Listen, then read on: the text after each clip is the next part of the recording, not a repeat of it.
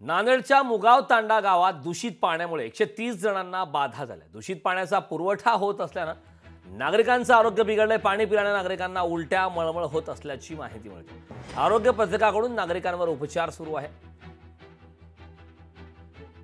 नांदेडच्या मुगाव तांडा गावात दूषित पाण्यामुळे 130 जणांना बाधा झालेली आहे। दूषित पाण्याचा पुरवठा होत असल्यानं नागरिकांचं आरोग्य बिघडलंय। पाणी पिल्याने नागरिकांना उलट्या मळमळ होत असल्याची माहिती मिळते। आरोग्य पथकाकडून नागरिकांवर उपचार सुरू आहे।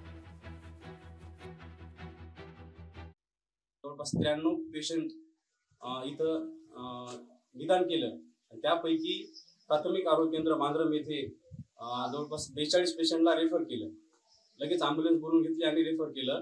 त्यानंतर दुसऱ्या दिवशी 27 तारखेला पुन्हा आमची टीम इथंच उपचारासाठी आली। डॉक्टर आमची टीम सर्व ती इथंच उपचारासाठी येऊन आम्ही त्या दिवशी 28 पेशंटला इथं उपचार दिला आणि 28 तारखेला आम्ही 7 आटोक्यात आणण्यासाठी पुन्हा प्रयत्न केले असता आमचे पेशंट फक्त 7 राहिले।